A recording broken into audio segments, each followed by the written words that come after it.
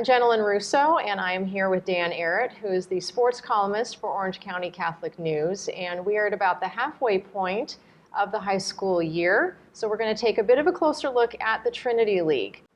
Dan, what are your thoughts on why the Trinity League is such a powerhouse? Well, the Trinity League is a powerhouse. I always consider it like the Pac-12 conference's little brother, okay? Parents send their kids there. Many times they're high-achieving parents who have success in business, sports, the arts, or all of the above. They want to put their kids in that environment where they can succeed.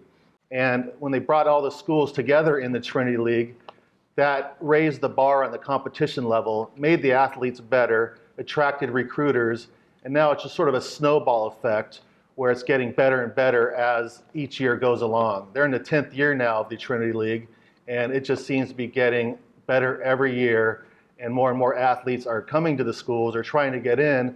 And now the schools can be more selective about who they let in, which makes the programs even stronger. The Trinity League has a wide range of sports, ranging from the big three in football, basketball, baseball, to other supporting sports like water polo, wrestling, cross country, and even individual sports like tennis and golf. Which sports do you think that the Trinity League specifically excels in? Well, because of the quantity and quality of athletes that come to these schools, the team sports tend to excel. Football, baseball, basketball, water polo, volleyball, those teams that have large amounts of players on the field at any one time. For example, Mater Dei might have 30 excellent football players, and they're going against a public school that has 15. That's a huge advantage in the team sport concept. Over the fall and winter sports season so far this year, who are some of the athletes that have really made an impact and that you feel have really stood out? One girl, JD Asidira, the tennis champion at J. Sarah, she lives in Anaheim and has to get on a train at 4:30 in the morning just to make it to campus on time. That'd be tough enough just for a student, but she's a Trinity League champion. Thomas Dunstan was a Mater Dei water polo last fall, one of the best water polo players in the nation. He came from the East Coast to go to Mater Dei. That's a huge transition. So I admire these athletes who've gone through so much to go to these Trinity League schools and better themselves as athletes and students. The result of having such a competitive league like the Trinity League has produced several athletes who have gone on to play at the pro level. Who are some of the ones that stand out to you that are currently in the pros? Well, no position in sports is higher profile than a quarterback, and the Trinity League has produced some great ones. Carson Palmer and Matt Leinart, two Heisman Trophy winners. The Trinity League also produced Klay Thompson out of Santa Margarita.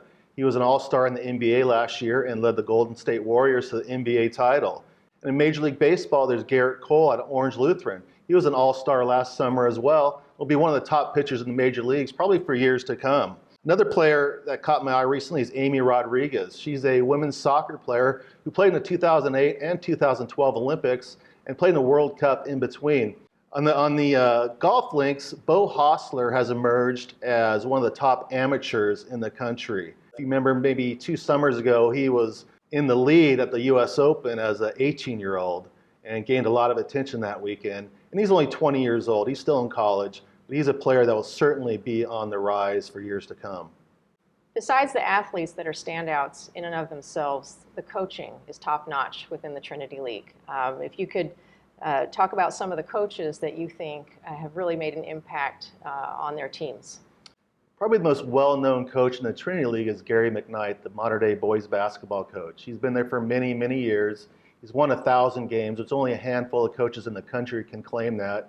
He's fun to watch coach unless you're playing against him.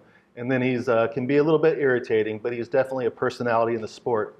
As far as some coaches who've made a difference recently, Alan Clinton is a wrestling coach at Servite High School. They didn't have a program when he was hired there as athletic director 10 years ago. And within 3 years, they were one of the top programs in the state. Same thing at Orange Lutheran, their aquatics program. Steve Carrera came over there 4 years ago when they had no aquatics program, no water polo program. And now last I checked, the girls' water polo team was #1 in Orange County. The boys' team was one of the top teams as well. As far as coaches who have some off-the-field specialties, Richard Yoon, the Rosary girls basketball coach, who's an AP chemistry teacher. You don't see coaches take on that sort of responsibilities off the court like that. So those coaches really interest me. As the schools are looking to bring in new coaching, do you see any trends in the people that they have been hiring? Yes, I do, Jenilyn. I think it all started 4 years ago when Orange Lutheran hired Coach Peterson to be their football coach. He had no high school background. He came from Air Force Academy where he'd been for 17 years. I thought that was a real surprise, and it seems to be working out well for them. Servite Baseball hired Coach Gilbert out of Long Beach State. Again, no high school experience. He came from the college ranks into the high school ranks, and they're doing well. And then just last week, Santa Margarita went with Coach Fisher, who came out of the University of Nebraska. Again, no high school coaching experience, but he must be doing okay because Tom Brady gave him an endorsement last week. And so the Eagles are going to go in that direction, even though there was a number of qualified high school coaches who are interested in that job. With so many schools in the league that are so dominant, there have been rivalries that have developed over the years between a number of them. If you could speak to that and maybe some of the rivalries and how they fared this year even. Funny thing about the Trinity League is, since it was formed 10 years ago, I think the rivalries have dulled a little bit over the years. Of course, Mater Dei and Servite was a huge rivalry in football. They played at Anaheim Stadium every year. But now, because all the teams are so good, they can't get caught looking ahead to next week's rival. In the last 2 years, Mater Dei has beat Servite only to lose to J. Sarah the following week in football. In basketball, Mater Dei has lost one game in 10 years. So there's obviously no rivalry there because they beat everybody. So all the teams just want to beat Mater Dei. That's what's going through their mind. With the top level talent that exists at these Trinity League schools, how do the schools and their programs match up against the rest of the Orange County high school programs? Well, if you look at the Orange County Register rankings this week, the 6 team sports in the winter session, everyone has a Trinity League team ranked at number 1. Boys basketball, boys soccer, girls soccer, wrestling, and girls water polo. So I think that says a lot about the strength of the Trinity League. And there's not just a team at number 1, there's a team at 3, 5, 7, and 9 usually. So that shows just how good they match up, or how better they match up against public schools across Orange County. In looking at some of the stories that have come out of the fall and winter season so far, I know that Servite cross-country team, led by Eric Garcia, finally got their Trinity League title. It was something that Garcia had predicted would happen this year. They broke the streak of St. John Bosco's 21 consecutive league titles finally for their first league title at Servite. Yeah, that was a monumental win. I remember talking to Jay Sarah about that, one of the cross-country runners there. In fact, Marty Dugard was saying as well that they wanted to break that streak. Servite beat him to it.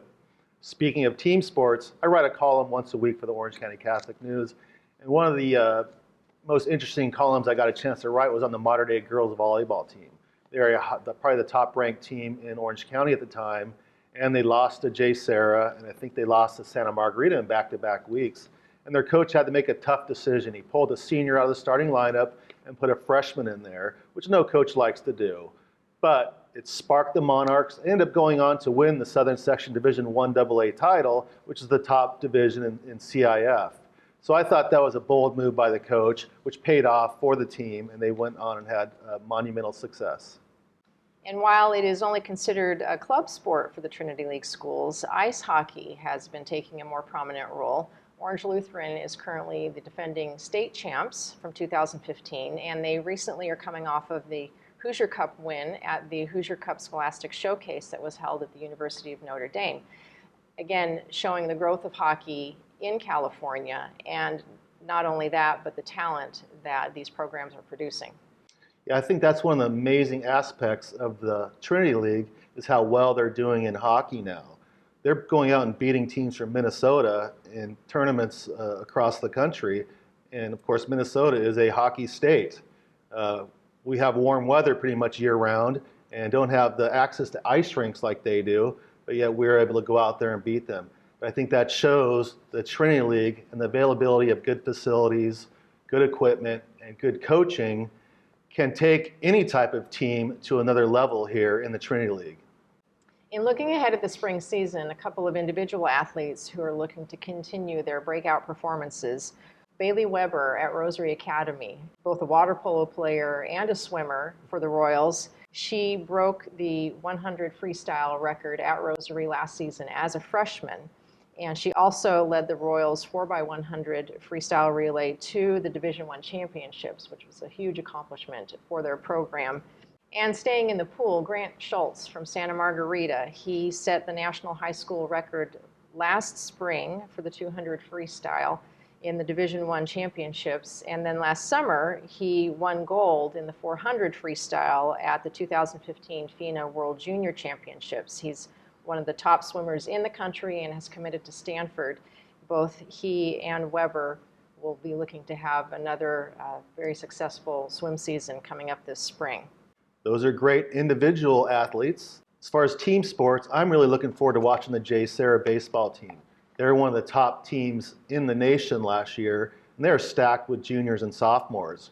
And so they are going to be very exciting to watch. And baseball is tough as it is in the Trinity League with Servite, Mater Dei, and Orange Lutheran, where Garrett Cole went. So those games are going to be tight and probably high scoring and a lot of fun to watch.